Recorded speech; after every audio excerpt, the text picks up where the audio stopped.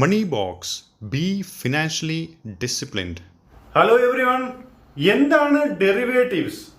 വളരെ കോമൺ ആയി കേൾക്കുന്ന യൂസ് ചെയ്യുന്ന രണ്ട് ഡെറിവേറ്റീവ് പ്രൊഡക്ട്സ് ആണ് ഫ്യൂച്ചേഴ്സ് ആൻഡ് ഓപ്ഷൻസ്. എന്താണ് ഡെറിവേറ്റീവ്സ് എന്ന് നമുക്ക് ആദ്യം മനസ്സിലാക്കാം. എല്ലാവർക്കും ഇന്നത്തെ സെഗ്മെന്റിലേക്ക് സ്വാഗതം. ഡെറിവേറ്റീവ് എന്നാൽ something that is derived from, എന്തിൽ നിന്നോ ഉണ്ടായ ഒരു പ്രോഡക്റ്റ്, അതാണ് ഡെറിവേറ്റീവ്. അഥവാ ഡെറിവേറ്റീവ് പ്രോഡക്ട്സിന് എന്തെങ്കിലും ഒരു അണ്ടർലൈങ് അസറ്റ് ഉണ്ടാവും. ഈ അണ്ടർലൈങ് അസറ്റ് എന്നാൽ സ്റ്റോക്സ് ആവാം, ബോണ്ട്സ് ആവാം, കറൻസീസ് ആവാം, ഇൻട്രസ്റ്റ് റേറ്റ് ആവാം, കമ്മോഡിറ്റീസ് ആവാം, ഇൻഡിസസ് എന്തുമാവാം. ബ്രോഡ്ലി ഡെറിവേറ്റീവ് പ്രോഡക്ട്സിനെ രണ്ടായി ക്ലാസിഫൈ ചെയ്തിരിക്കുന്നു. ഒന്ന് ഫിനാൻഷ്യൽ ഡെറിവേറ്റീവ്, അതുപോലെ തന്നെ കമ്മോഡിറ്റി ബേസ്ഡ് ഡെറിവേറ്റീവ്. പേരിൽ നിന്ന് തന്നെ നമുക്ക് മനസ്സിലാക്കാം, ഫിനാൻഷ്യൽ ഡെറിവേറ്റീവ് എന്നാൽ ഫിനാൻഷ്യൽ ഇൻസ്ട്രുമെന്റ്സിന്റെ ഡെറിവേറ്റീവ് പ്രൊഡക്ട്സ് ആയിരിക്കും. അഥവാ അതിന്റെ അണ്ടർലൈങ് അസറ്റ് എന്നാൽ സ്റ്റോക്സ് ആവാം, ബോണ്ട്സ് ആവാം, കറൻസീസ്, ഇൻട്രസ്റ്റ് റേറ്റ് തുടങ്ങിയവയൊക്കെ ആയിരിക്കും. കൊമോഡിറ്റി ഡെറിവേറ്റീവ് എന്നാൽ അതിന്റെ അണ്ടർലൈങ് അസറ്റ് എന്തെങ്കിലും കൊമോഡിറ്റീസ് ആയിരിക്കും. റൈസ് അല്ലെങ്കിൽ maze, wheat, crude oil, gold തുടങ്ങിയവയൊക്കെ ആയിരിക്കും അതിന്റെ അണ്ടർലൈങ് അസറ്റ് അല്ലെങ്കിൽ underlying commodities. Say Reliance industries എന്ന സ്റ്റോക്ക് അല്ലെങ്കിൽ ഓഹരി, അതിന്റെ ഡെറിവേറ്റീവ് പ്രൊഡക്ട്സ് ആണ് റിലയൻസ് ഇൻഡസ്ട്രീസിന്റെ ഫ്യൂച്ചേഴ്സും ഓപ്ഷൻസും. ഈ ഫ്യൂച്ചേഴ്സിന്റെയും ഓപ്ഷൻസിന്റെ പ്രൈസിന്റെ മൂവ്മെന്റ് എന്ന് പറയുന്നത് അതിന്റെ അണ്ടർലൈങ് അസറ്റായ റിലയൻസ് ഇൻഡസ്ട്രീസ് ഷെയറിന്റെ പ്രൈസിന്റെ മൂവ്മെന്റ്സ് അനുസരിച്ചായിരിക്കും. റിലയൻസിന്റെ ഷെയർ പ്രൈസ് കൂടുമ്പോൾ അതിന്റെ ഫ്യൂച്ചേഴ്സിന്റെയും ഓപ്ഷൻസിന്റെയും പ്രൈസ് അല്ലെങ്കിൽ പ്രീമിയം കൂടുകയും ചെയ്യും. സിമ്പിൾ. സോ ഡെറിവേറ്റീവ് എന്താണ് എന്ന് മനസ്സിലായി അല്ലേ? ഇനി നമുക്ക് ഡിഫറെന്റ് ടൈപ്സ് ഓഫ് ഡെറിവേറ്റീവ്സ് ഏതൊക്കെയാണ് എന്ന് നോക്കാം. മെയിൻലി 4 ടൈപ്പ് ഓഫ് ഡെറിവേറ്റീവ്സ് ഉണ്ട്: forwards, futures, options and swaps. ഇതിൽ കോമൺ ആയി യൂസ് ചെയ്യുന്ന ഡെറിവേറ്റീവ് ഇൻസ്ട്രുമെന്റ്സ് ആണ് ഫ്യൂച്ചേഴ്സ് ആൻഡ് ഓപ്ഷൻസ്. അഥവാ ഫ്യൂച്ചേഴ്സ് ആൻഡ് ഓപ്ഷൻസ് ആണ് ട്രേഡബിൾ കോൺട്രാക്ട്സ്, സ്റ്റോക്ക് മാർക്കറ്റിൽ ട്രേഡ് ചെയ്യാവുന്ന ഇൻസ്ട്രുമെന്റ്സ്. ഫ്യൂച്ചേഴ്സ് ആൻഡ് ഓപ്ഷൻസ് എന്താണെന്ന് നമുക്ക് ഡീറ്റെയിൽഡ് ആയി നെക്സ്റ്റ് സെഗ്മെന്റിൽ ഇതിന്റെ ഒരു കണ്ടിന്യൂവേഷൻ എന്നോണം മനസ്സിലാക്കാം, അല്ലെങ്കിൽ വീഡിയോ ഒത്തിരി ലെങ്തി ആയി പോകും. നൗ എന്തിനാണ് ഈ ഡെറിവേറ്റീവ്സ് യൂസ് ചെയ്യുന്നത്, അല്ലെങ്കിൽ അതിന്റെ യൂസേജ് എന്താണ് എന്നുകൂടി നമുക്ക് മനസ്സിലാക്കാം. ഡെറിവേറ്റീവ്സ് പ്രൈമറിലി യൂസ് ചെയ്യുന്നത് 3 കാര്യങ്ങൾക്കാണ്.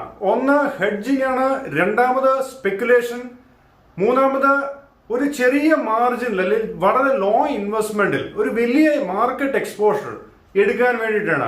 ആ മാർക്കറ്റ് എക്സ്പോഷർ എന്ന് പറയുന്നത് സ്റ്റോക്സിലാവാം, അല്ലെങ്കിൽ കൊമോഡിറ്റീസിലാവാം, ഇൻട്രസ്റ്റ് റേറ്റിലാവാം, അല്ലെങ്കിൽ കറൻസീസിലൊക്കെ ആവാം. സ്പെക്കുലേഷൻ എന്നാൽ ഊഹക്കച്ചവടം, ഒരു ബെറ്റിംഗ്. ഈ ബെറ്റിംഗ് എന്ന് കേൾക്കുമ്പോൾ ഒരു നെഗറ്റീവ് ഫീലിംഗ് ആണ് വരുന്നത് അല്ലെ? ഈ ബെറ്റിംഗ് എന്നാൽ ഒരു കൺവിക്ഷൻ ആണ്, അല്ലെങ്കിൽ നമ്മുടെയൊക്കെ ഒരു സ്ട്രോങ് ഫീലിംഗ് ആണ് അല്ലെ? സോ അങ്ങനെ നെഗറ്റീവായി കാണേണ്ട കാര്യമില്ല.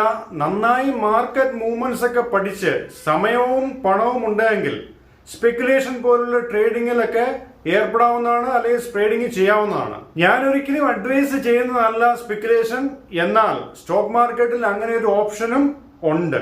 ഇവിടെ ഡെറിവേറ്റീവ് ഇൻസ്ട്രുമെന്റ്സിൽ ട്രേഡ് ചെയ്യുന്നവർക്ക് ഫ്യൂച്ചേഴ്സ് ആൻഡ് ഓപ്ഷൻസ് വാങ്ങാം, വിൽക്കാം. അല്ലെങ്കിൽ മാർക്കറ്റ് സെന്റിമെന്റ് അല്ലെങ്കിൽ അണ്ടർലൈങ് അസറ്റിന് ഒരു നെഗറ്റീവ് സെന്റിമെന്റ് ആണെങ്കിൽ തീർച്ചയായിട്ടും ആദ്യം നമുക്ക് ആ സ്റ്റോക്ക് അല്ലെങ്കിൽ ആ ഒരു അണ്ടർലൈങ് അസറ്റ് അല്ലെങ്കിൽ ഫ്യൂച്ചേഴ്സ് ആൻഡ് ഓപ്ഷൻസ് സെല്ല് ചെയ്യാം.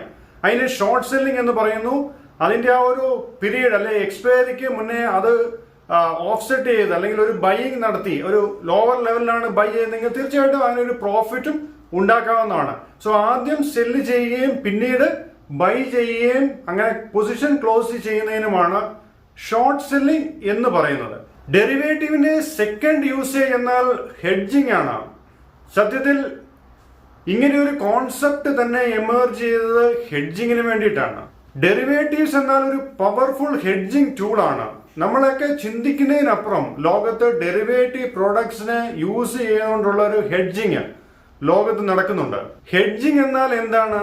റിസ്ക് മിറ്റിഗേറ്റ് ചെയ്യുക എന്നതാണ്. അഥവാ റിസ്ക് റെഡ്യൂസ് ചെയ്തുകൊണ്ട് വരിക എന്നാണ്, അല്ലെങ്കിൽ റിസ്ക് കുറയ്ക്കുക എന്നുള്ളതാണ്. അത് സ്റ്റോക്സിലുള്ള ഇൻവെസ്റ്റ്മെന്റ് ആയിക്കോട്ടെ, അല്ലെങ്കിൽ കറൻസീസിലായിക്കോട്ടെ, അല്ലെങ്കിൽ കൊമോഡിറ്റീസിലായിക്കോട്ടെ. ലോകത്തുള്ള മേജർ ആയിട്ടുള്ള ഫണ്ട് ഹൗസുകൾ അല്ലെങ്കിൽ ഇൻസ്റ്റിറ്റ്യൂഷൻസ്, ബാങ്കുകളൊക്കെ തങ്ങളുടെ ഹ്യൂജ് ബില്യൺ കണക്കിന് ഡോളർ ഉള്ള പൊസിഷൻസ് ഒക്കെ ഹെഡ്ജ് ചെയ്യുന്നത് ഇതുപോലുള്ള ഡെറിവേറ്റീവ് ടൂൾസ് ഒക്കെ യൂസ് ചെയ്തുകൊണ്ടാണ്. അതുപോലെ കൊമോഡിറ്റി സെഗ്മെന്റിൽ അത് എന്ത് കൊമോഡിറ്റി ആയിക്കോട്ടെ ലോകത്ത്, വീറ്റ് ആവാം, റൈസ് ആവാം, മെയ്സ് ആവാം, അല്ലെങ്കിൽ റബ്ബർ, കാർഡമം, പെപ്പർ, ഇതുപോലുള്ള ഏത് കൊമോഡിറ്റീസിനും യഥാർത്ഥത്തിൽ സ്പോട്ട് പ്രൈസ് അഥവാ മാർക്കറ്റിലെ വിലയിൽ എപ്പോഴും ഒരു ചാഞ്ചാട്ടം അല്ലെങ്കിൽ പ്രൈസ് ഫ്ലക്ച്വേഷൻ, അതുപോലെ ഒരു അൺസർട്ടനിറ്റി ഉണ്ടാവാറുണ്ട് അല്ലെ. ഈ ഒരു അൺസർട്ടനിറ്റി ഓഫ്സെറ്റ് ചെയ്യാനാണ് അല്ലെങ്കിൽ കുറയ്ക്കുവാൻ വേണ്ടിയിട്ടാണ് ഇങ്ങനെ ഒരു കോൺസെപ്റ്റ് ഉണ്ടായതും ഇങ്ങനെയുള്ള ഒരു ഫ്യൂച്ചേഴ്സ് കോൺട്രാക്ട്സ് ഒക്കെ ഉണ്ടായത് തന്നെ. സോ അങ്ങനെ ഒരു കോൺട്രാക്റ്റിൽ ഏർപ്പെടുമ്പോൾ അല്ലെങ്കിൽ ഒരു എഗ്രിമെന്റിൽ ഏർപ്പെടുമ്പോൾ ബയറും സെല്ലറും ഹാപ്പി അല്ലെ. എന്നാൽ ഇവിടെയും എപ്പോഴും ഒരു പ്രശ്നമുണ്ടായിരുന്നു. തങ്ങളുടെ പ്രൊഡക്റ്റിന് ഒരു ബയറിനെ കണ്ടുപിടിക്കുക എന്നുള്ളത് അത്ര എളുപ്പമായിരുന്നില്ല. കണ്ടുപിടിച്ചാൽ തന്നെ അതിന്റെ വിശ്വാസ്യത എത്രമാത്രം ഉണ്ടാവും, അല്ലെങ്കിൽ ഓപ്പോസിറ്റ് പാർട്ടി അല്ലെങ്കിൽ കൗണ്ടർ പാർട്ടി ആ ഒരു കോൺട്രാക്ട് അല്ലെങ്കിൽ എഗ്രിമെന്റ് എത്രമാത്രം ഓണർ ചെയ്യും എന്നുള്ളത് ഒരു വലിയ ചോദ്യമായിരുന്നു. ഡെറിവേറ്റീവ്സിന്റെ കോൺസെപ്റ്റും ആ ഒരു എമർജൻസുമാണ് ഞാൻ പറയാൻ ശ്രമിക്കുന്നത്. സോ അന്നത്തെ കാലത്ത് ഇതൊന്നും ഒരു ഫോർമൽ അല്ലെങ്കിൽ ഒരു സ്റ്റാൻഡേർഡൈസ്ഡ് എഗ്രിമെന്റോ അല്ലെങ്കിൽ കോൺട്രാക്ടോ അല്ലായിരുന്നു. അങ്ങനെ 19th സെഞ്ചുറിയിൽ എക്കാലത്തെയും സെന്റർ ഓഫ് ഇന്നോവേഷൻ എന്നറിയപ്പെടുന്ന US-ൽ ഈ ഡെറിവേറ്റീവ് കോൺട്രാക്ട്സ് ഒക്കെ സ്റ്റാൻഡേർഡൈസ് ചെയ്യണം അല്ലെങ്കിൽ ഇതൊക്കെ ഫോർമലൈസ്ഡ് ആക്കണം എന്നുള്ള ഒരു ആലോചന ഉണ്ടായി. അങ്ങനെ ലോകത്തിലെ ആദ്യത്തെ derivative exchange Chicago board of trade സ്ഥാപിക്കപ്പെട്ടു. അത് പിന്നീട് വളർന്നു ഷിക്കാഗോ മെർക്കന്റൈൽ എക്സ്ചേഞ്ച് ആയി. ഇന്ന് ലോകത്തിലെ തന്നെ ഏറ്റവും വലിയ ഡെറിവേറ്റീവ് എക്സ്ചേഞ്ച് ആണ് ഷിക്കാഗോ മെർക്കന്റൈൽ എക്സ്ചേഞ്ച് അഥവാ CME. So in short, derivative concept emerge ചെയ്തത് പ്രൈസ് ഫ്ലക്ച്വേഷൻസ് ഒക്കെ കുറയ്ക്കുവാനായിട്ടും അല്ലെങ്കിൽ ഹെഡ്ജ് ചെയ്യാനായിട്ടും അതുപോലെ തന്നെ കർഷകർക്ക് തങ്ങളുടെ കമോഡിറ്റീസിന് ഒരു ഫെയർ പ്രൈസ് കിട്ടാനായിട്ടും അല്ലെങ്കിൽ അത് അഷ്വർ ചെയ്യാനായിട്ടും വേണ്ടിയായിരുന്നു.